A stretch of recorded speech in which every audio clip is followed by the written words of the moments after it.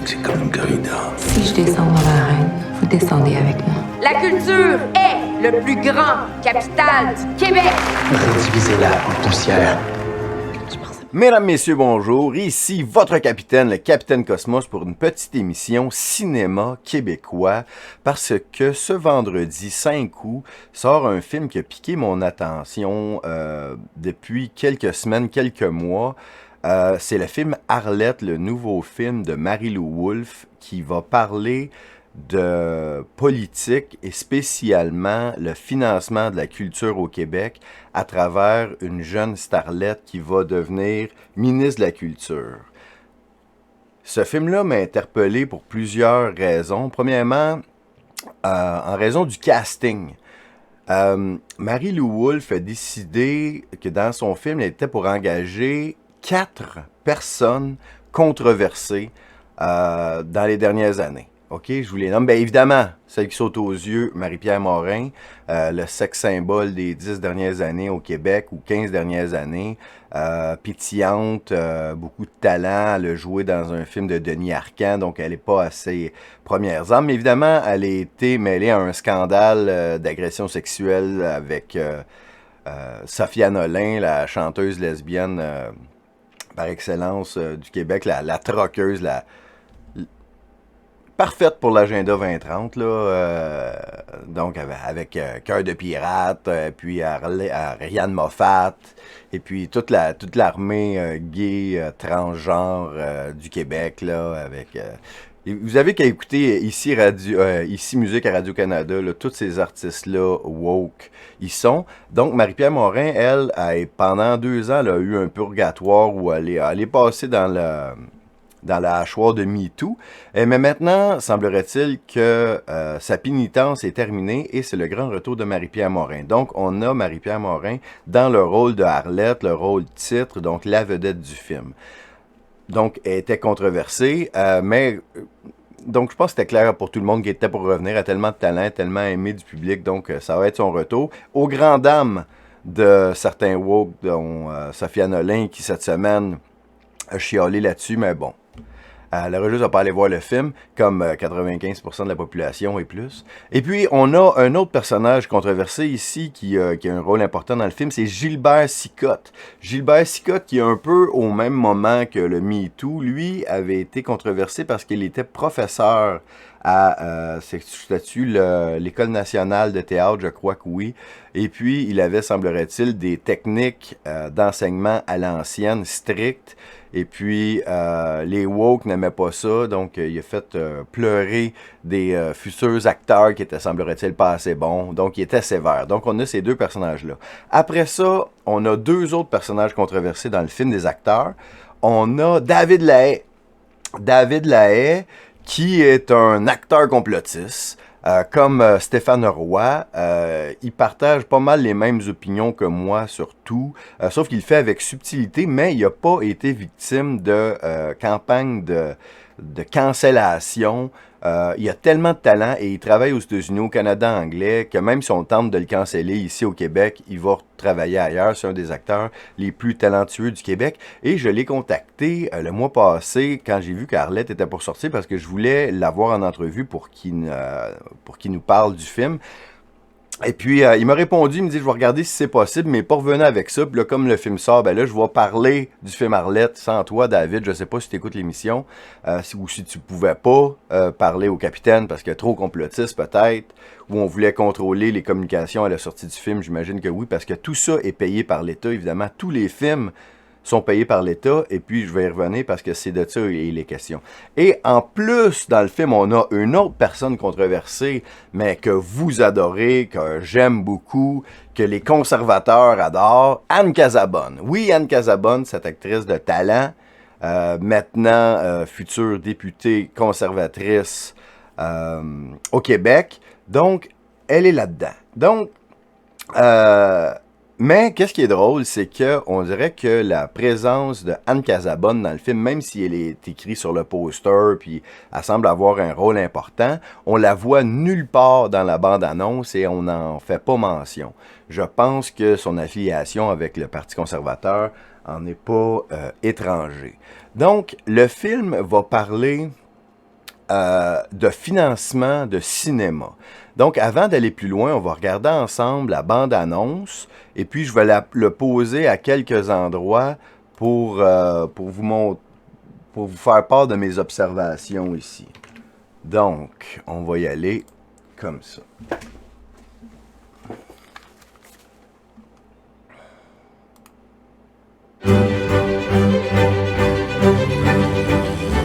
Arlette, cet amour, quel plaisir de vous rencontrer. C'est le premier ministre. J'ai besoin d'une femme comme vous pour prendre la direction de la culture.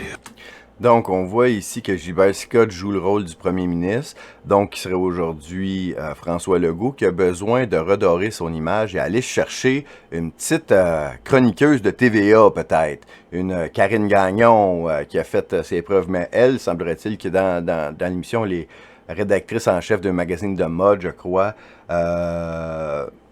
Donc, donc, il y a beaucoup de réel, ça semble très près de la réalité.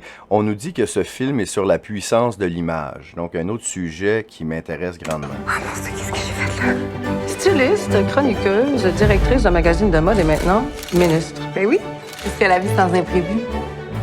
3 ministres en 2 ans, un TDAH, un loser, puis là, ben, une vedette de mode. Ça me jette à terre. Ça manque un peu d'éclat. Ça manque de budget. La culture est en cale sèche. OK. Donc, ici, et dans la bande-annonce, et ça semble être le sujet du film, c'est que le Québec ne dépense pas assez en culture. OK? C'est ça qu'on nous parle ici. Puis là, ça va être le combat de cette Arlette de faire en sorte que les Québécois dépensent plus pour faire financer des pièces de théâtre que personne ne va voir, des livres que personne ne lit, des films que personne ne va voir. Mais ils écoutent quand même certaines émissions de télévision comme Star Academy, mais ça va être le sujet du film. Pourquoi j'ai eu l'impression d'aller me crisser dans une fosse au lion? Parce qu'une lionne, ça se contente pas de rougir. Ça te tue. Go, ma chérie. You're the queen. Mais là, c'est la cerise sur le sundae. Qu'est-ce qui a poussé le premier ministre à nommer une starlette à la culture? Qu'est-ce que vous apporterez de nouveau à la culture? Les 100 millions que le ministre des Finances a promis aux artistes lors des dernières élections. Câlisse. Le ministre des Finances, il a décidé de vous donner une leçon. Donc, David Lahaye semble jouer le rôle du ministre des Finances qui, lui, voudrait sûrement sabrer dans les dépenses culturelles du Québec pour qu'on soit comme un pays normal qui n'a pas à faire vivre sous respirateur artificiel chaque artiste. Et puis, elle menace, on voit que elle se fait le porte-parole des artistes pour menacer le gouvernement parce qu'ils ne reçoivent pas suffisamment d'argent, donc ils ne pourraient parler contre le gouvernement. Ça, c'est clairement loin de la réalité, parce qu'aucun artiste aujourd'hui parle contre le gouvernement. On a même les cow-boys fringants qui se font photographier avec le premier ministre, imaginez. C'est un désastre. Beware of my husband, Arlette. Tu m'énerves! He's a pitbull. Notre caucus, il se divise en deux. Ça fait vraiment pas sérieux. Celui de Giroir, puis de l'autre bord, celui du premier ministre. La politique est un jeu dangereux. Êtes-vous prête à mettre votre tête sur le bio? Le 21e siècle sera dirigé par des femmes. Donc, on a encore ici, donc dans ces valeurs ici, woke, le pousser le féministe, le future is female, l'homme blanc, c'est à abattre le futur, c'est ne que les femmes. Donc, on a ici évidemment un film réalisé par une femme qui met en vedette une femme. C'est un film clairement féministe ici, le pouvoir de la femme, donc où les hommes seront des trous de cul très probablement. Tu m'annonces que tu veux commencer ta purge sur mon régime? T'es dans marde, ma belle. Votre règne est terminé. Avez-vous une petite idée de ce que c'est écrire un livre ou pire encore pas avoir une maudite scène pour vous en acheter un? Désolé, j'ai été vacciné contre les guêtres. C'est un requin. Son truc à elle pour te coincer, c'est les silences. Les hosties de longs silences. Alors surtout, tu les remplis pas. Tu souris. Fais sécher tes dents. Je veux dire, à un moment donné, il va falloir qu'elle se fonde au mur, elle. Il y a une chose que j'ai réglée dans ma vie, Laurent, c'est bien de jamais me fier aux autres. Elle a du charme. Il te rend si jaloux. Je m'attendais à voir le ministre du Commerce. Quel plaisir de rencontrer sa collègue de la culture. T'es rien, puis tu seras jamais rien. Vous n'êtes pas la seule que le ministre des Finances fait suer. La politique, c'est comme une corrida. Si je descends dans l'arène, vous descendez avec moi. La culture est le plus grand capital du Québec. Donc ici, d'après moi, ça résume l'argumentaire du film où elle prétend que la culture est la puissance économique. Qu'est-ce qu'elle dit exactement? La culture est le plus grand capital du Québec. Le plus grand capital du Québec. On va regarder ça. Je pensais pas que c'était aussi tough que ça, la politique. De temps à autre, une jeune étoile apparaît dans le ciel du palais. Sera-t-elle géante ou filante? Les paris sont ouverts. Et nous autres, on aime ça, des femmes qui n'ont pas froid aux yeux. Et voilà. Donc voilà, les meilleurs que tout le monde, évidemment. Filante. Les paris sont ouverts. Donc, d'un point de vue critique cinématographique, outre la politique, le jeu des comédiens semble incroyable. On a, juste dans la bande-annonce, David Lahaye nous fait saliver. On fait « Wow, ça a l'air super, la photographie est superbe, la musique, techniquement, ça a l'air génial, puis c'est sûr que je vais aller le voir. » Maintenant, dans le film, elle dit que la culture est le plus grand capital du Québec. Donc,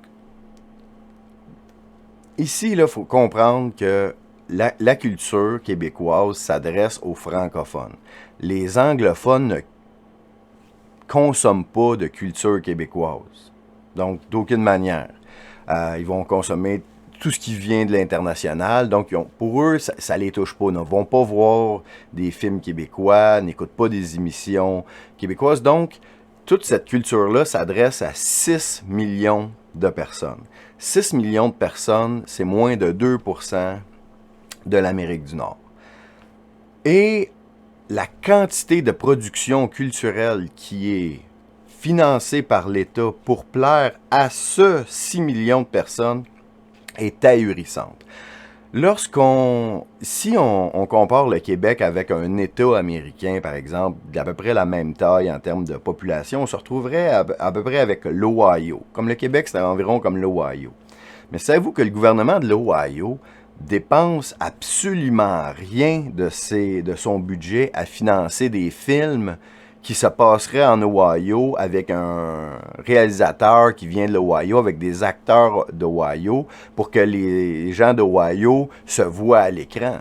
D'aucune manière. Les films que les gens d'Ohio vont voir sont les mêmes films que le reste de la planète vont voir, c'est-à-dire les films d'Hollywood où ils vont écouter ce qu'ils veulent, mais ça ne sera pas le gouvernement qui va leur produire des films pour les voir.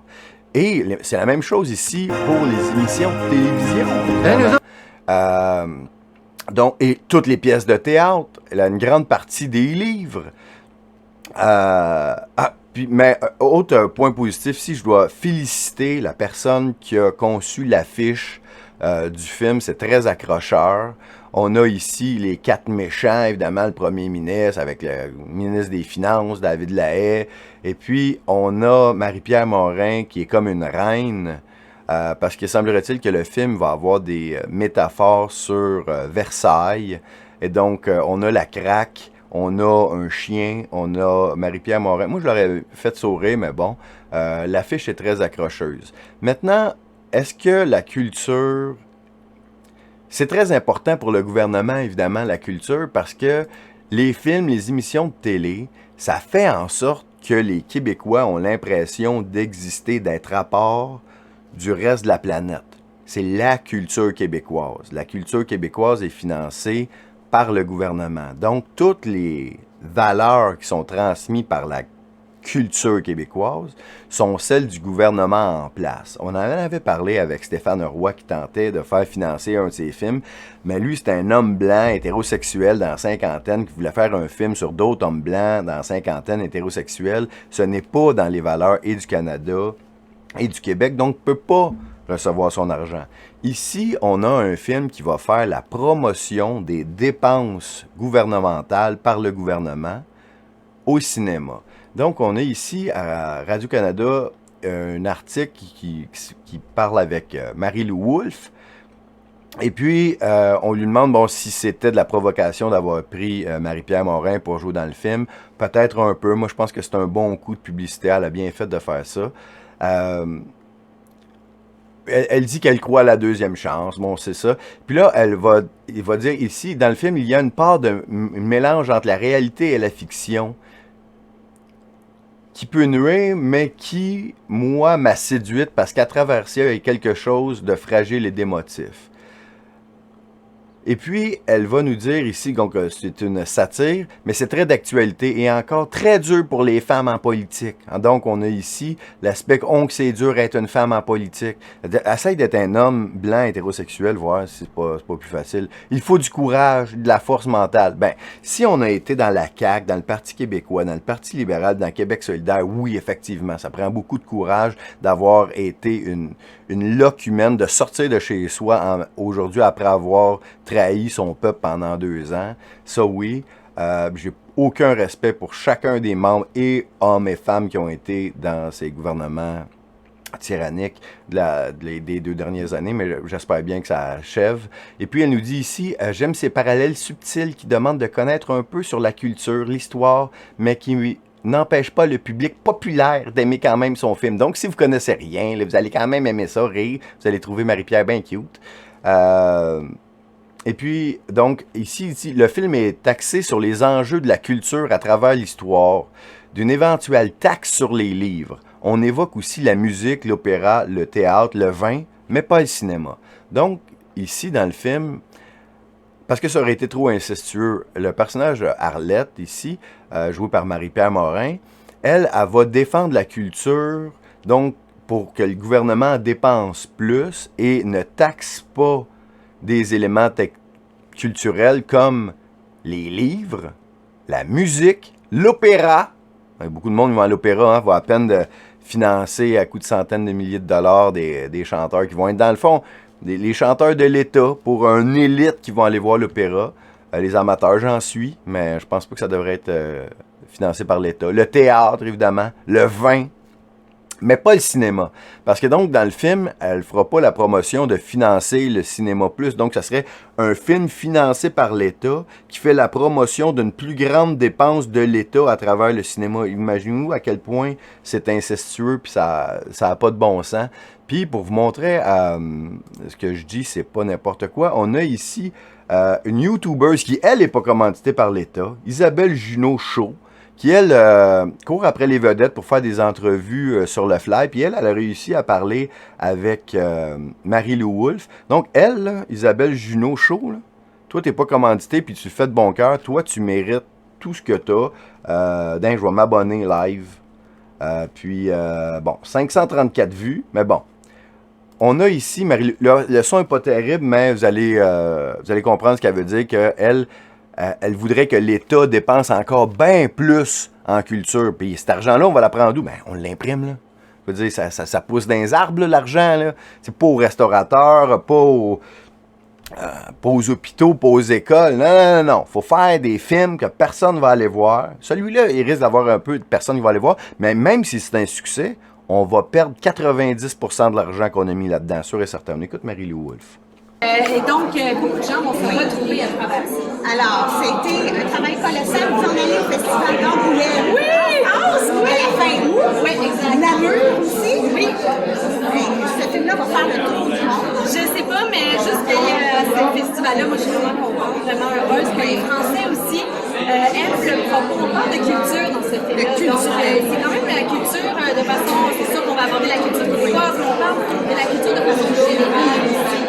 Donc, c'est toujours le combat des finances, de la culture. On doit toujours se battre pour faire nos griffes, nos projets. Exactement. Toujours à la demande d'avoir des sous. Donc, je trouve que ce film-là, pour ça, peut-être qu'il va réveiller. Elle a tourné ce film-là pour ça. Pour faire la promotion des plus grandes dépenses de l'État en culture.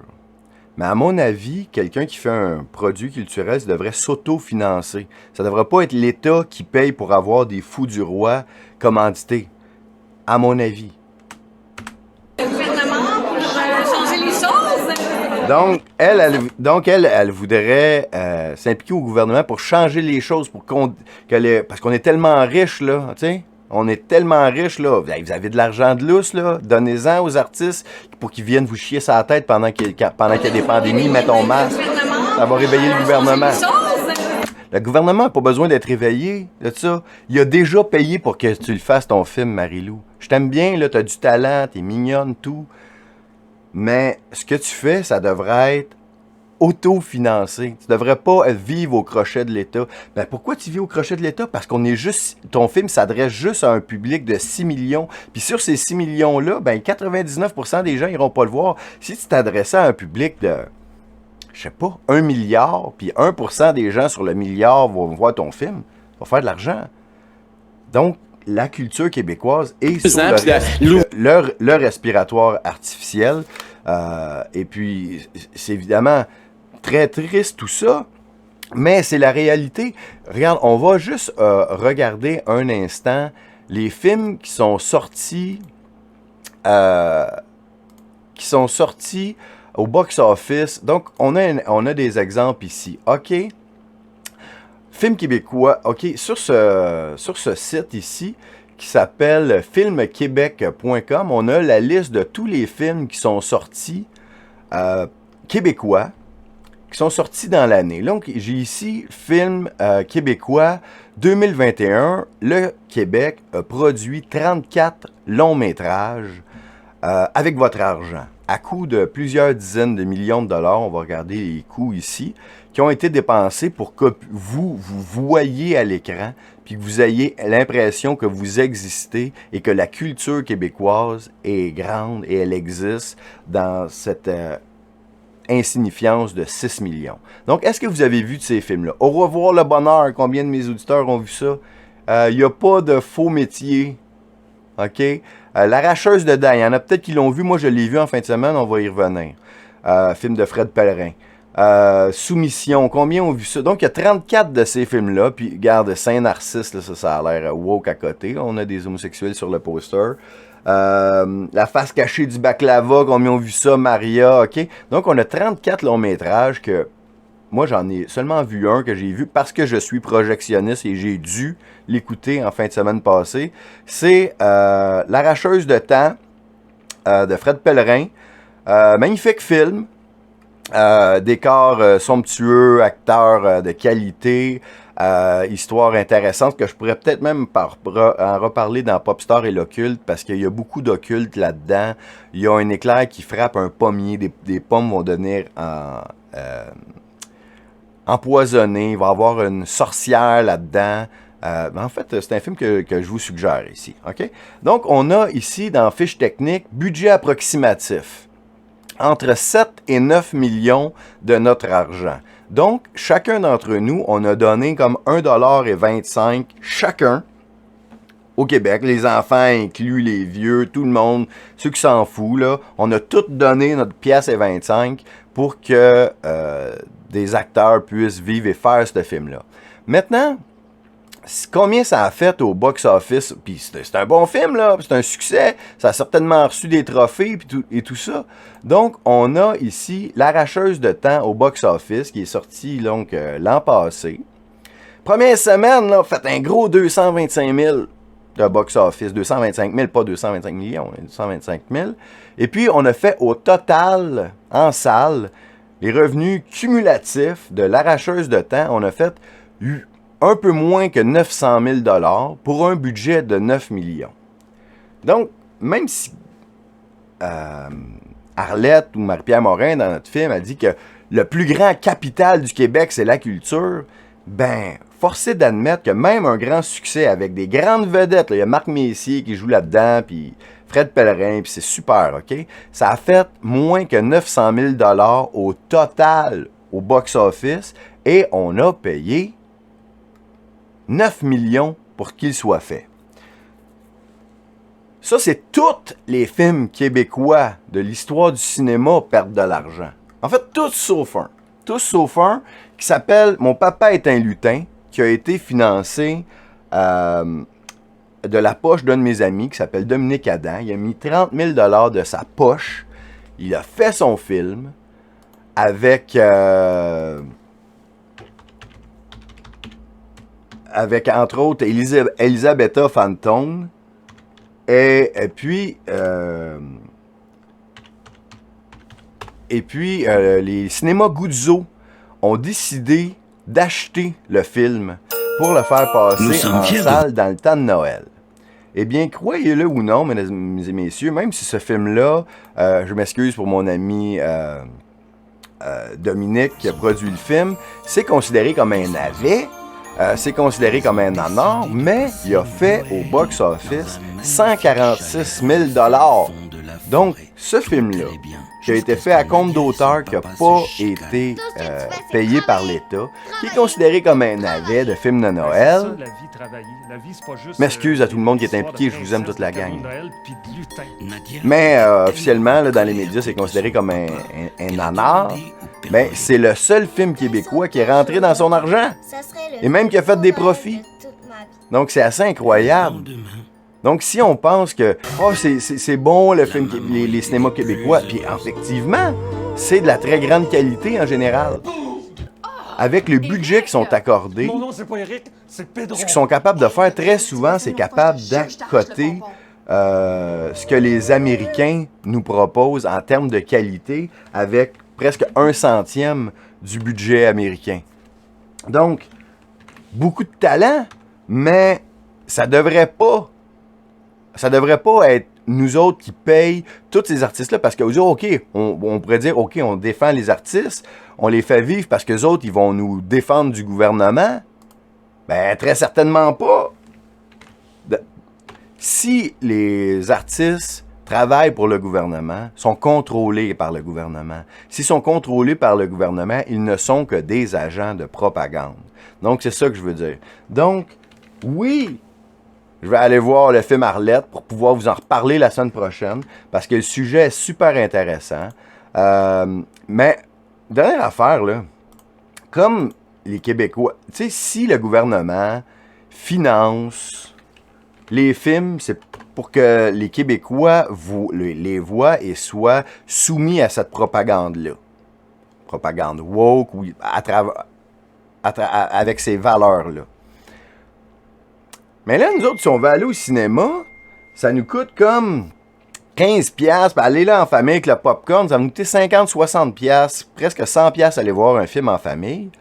Mais on l'a déjà payé avec nos impôts, ce film-là. C'est nos impôts qui payent ça. Donc, à mon avis, ce que le gouvernement devrait faire. Donc, ma suggestion au gouvernement, probablement, si les conservateurs arrivent, il va certainement avoir des grosses coupures dans les films d'auteur que personne ne va voir. C'est comme rien, là. Il va sûrement avoir des gros changements aussi dans le financement de TVA, TVA Nouvelles. Il va sûrement avoir des grosses coupures. Mais parlons-en pas trop. Ma suggestion que je ferai au gouvernement, ces films-là, on les paye déjà. Ils n'existent que parce que les contribuables mettent de l'argent dedans. Personne ne va les voir. Ma suggestion, mettez les films québécois gratuits au cinéma. Le cinéma va être content, il va vendre du popcorn, il va vendre de la sludge, il va vendre des bonbons. Les gens vont pouvoir aller au cinéma gratuit. De toute façon, ils l'ont payé, le film. Parce qu'il y a beaucoup de ces films-là qui font même pas 100 000 $. Donc, pourquoi ne permettrait pas à tout le monde d'aller voir ces films-là?